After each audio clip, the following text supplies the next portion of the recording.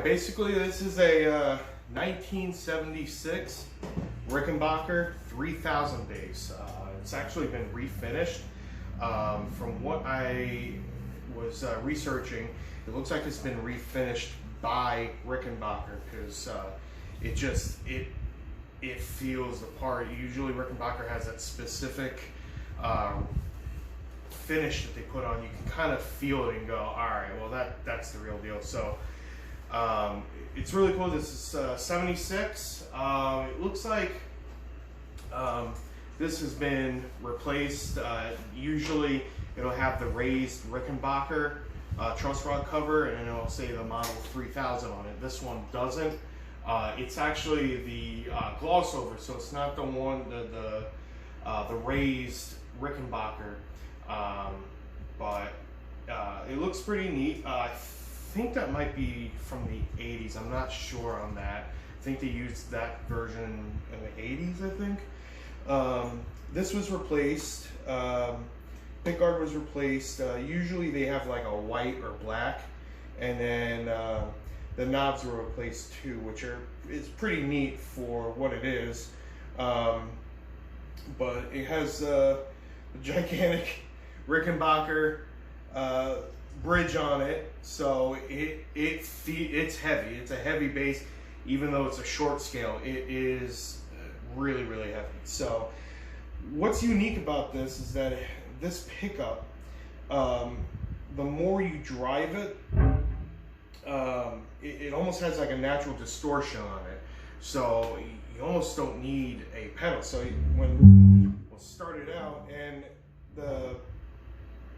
the tone is weird because usually if you dime it all the way to 10, it gives you a very trebly, and then you dime it down the other way, it would be very bassy. This one's weird because it's bassy on 0 and 10, but then about 40 or 50% clocked, that's when you get the trebly sound. So it's really unique in that sense. I don't know if that's, you know, just with this one or that was with the 3000 basses, but if you just turn it up just a hair, and I'm going through a Mark Bass Classic 300 all tube head with a Ampeg 610, and I'm using Jensen punches. So we'll keep the tone all the way at 0, and we'll just turn this up a little.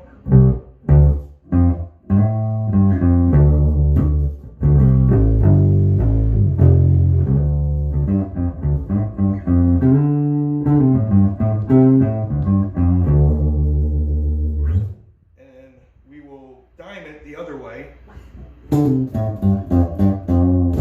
can see it kind of just cuts it out, and it's still a little bassy.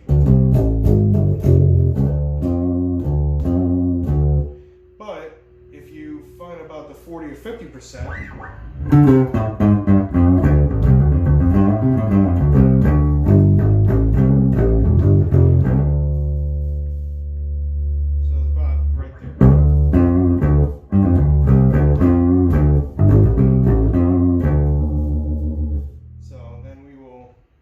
keep it about there, get a good treble, but I'm gonna dime the volume, and you're gonna hear that it gets really growly. It just has this natural growl and mud to it.